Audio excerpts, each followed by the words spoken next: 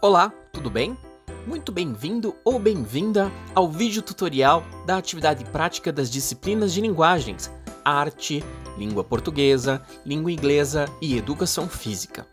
A ideia é que este trabalho contemple elementos que possam ser avaliados por todas essas disciplinas. E qual é a atividade prática a ser desenvolvida? Vocês irão desenvolver uma tirinha.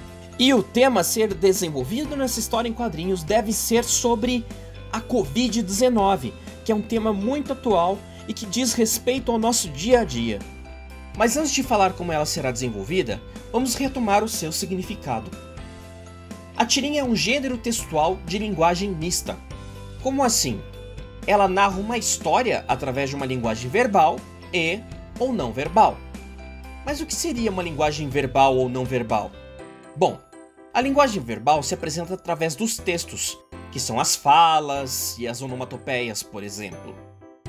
E a linguagem não verbal são as ilustrações, pois elas mostram uma narrativa para nós através de um desenho.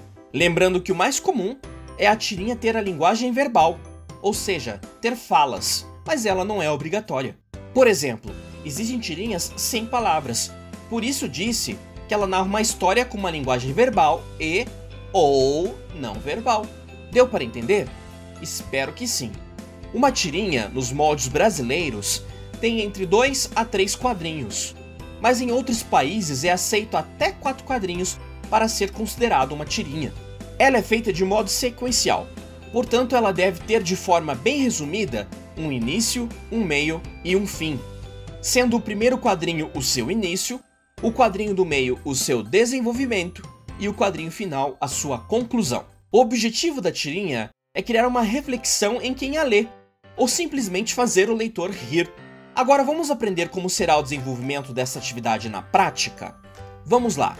Para início de conversa, você precisa definir quantos quadrinhos terá a sua tirinha. Na minha tirinha, eu escolhi um modelo com 4 quadrinhos. Lembre-se que a sua tirinha deve conter em torno de 50 palavras. No meu caso, o primeiro quadrinho vai ser a introdução, eu apresento o que vai acontecer. O segundo e o terceiro quadrinho será o desenvolvimento, serão os responsáveis pelo desenvolvimento. E o quarto quadrinho será a conclusão da minha tirinha, certo? Para desenhar esses quadrinhos, você pode utilizar o auxílio da régua para ficar retinho, não tem problema nenhum. Essa parte nós chamamos de esboço ou de rascunho. Tá? Então tem que fazer suave, porque depois isso aqui vai ser apagado. Depois que você desenhou os quadrinhos, chegou a hora de você preencher eles com os elementos necessários. Você vai começar a desenhar seus personagens, desenhar o ambiente, os itens que compõem essa sua história. Lembrando que para essa tirinha o seu personagem principal tem que ser um herói. Eu escolhi uma tirinha caricata. Eu me inspirei em uma tirinha localizada na web e fiz o meu próprio personagem, um personagem que tem uma super força. Então no primeiro quadrinho ele está comendo alguma coisa, no segundo quadrinho um sujeito ao lado dele se engasga, no terceiro quadrinho ele decide então dar um tapa nas costas desse sujeito para ver se ele desengasga, e sem querer ele errou na força e mandou o sujeito para a órbita do planeta. Então a minha ideia é essa. Então a apresentação dos personagens, o desenvolvimento e a conclusão da minha tirinha. Bom, depois que você fez o desenho dos personagens, chegou a hora de fazer o letramento. É a hora de você inserir o título, escrever as falas, e se tiver algum som, você vai ter que escrever uma palavra que lembre aquele som. Lembrando que a gente dá o nome disso de onomatopeia. No caso aqui eu escrevi chomp chomp, que simula o menino que está comendo, e coloquei um balão de pensamento. Aqui é uma coisa bem importante. Quando você for escrever uma fala que fique dentro de algum balão, escreva ela sempre na horizontal, retinha, e em letra de forma. Pode ser que a sua letra de mão não seja tão legível para quem estiver lendo.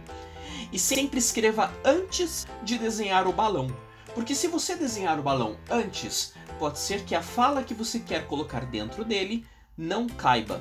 Então siga essa regra, sempre escreva primeiro e depois desenhe o balão em volta, tá? Então eu inseri aqui do outro lado mais uma onomatopeia de gloop, como se fosse o símbolo do engasgo.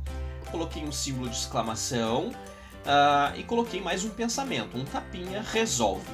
E coloquei mais uma onomatopeia no último quadrinho, escrito POF, que é o barulho de um tapa, né? Depois que você fez o letramento, desenhou os personagens, chegou a parte que nós chamamos de arte final. A primeira parte da arte final é você colocar os contornos. Daí você escolhe qual é o instrumento, qual é a ferramenta que você vai utilizar. Eu escolhi uma caneta preta. Eu gosto muito deste recurso da caneta preta. Então, eu contornei tudo o que eu queria que ficasse. Você ainda pode perceber nessa etapa que o lápis ainda aparece em alguns locais. Dá para aparecer aqui, por exemplo, na nuvem, aqui nas palavras ainda aparece o lápis.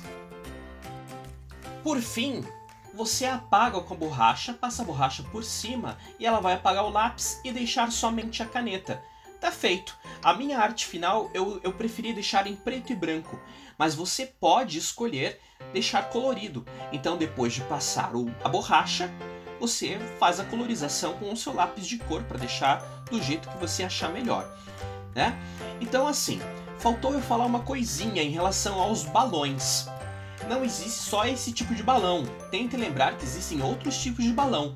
Existe o balão de fala, existe o balão de sussurro, o balão de grito.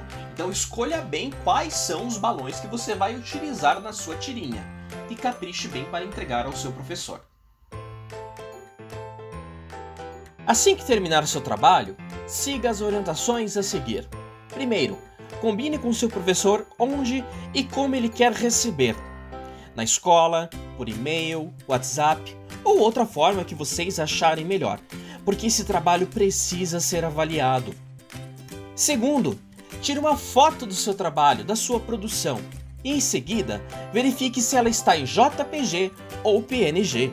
Após a verificação, envie o seu trabalho para o e-mail semanadoconhecimento.ced@escola.br.gov.br para que a gente possa divulgar os seus trabalhos em nossas redes sociais. Nós iremos usar as seguintes hashtags. Hashtag CED Semana do Conhecimento, CED 8º ano Linguagens. E no corpo do e-mail, seu nome completo, o colégio onde você estuda e a cidade onde você mora. Um bom trabalho para todos. Tchau!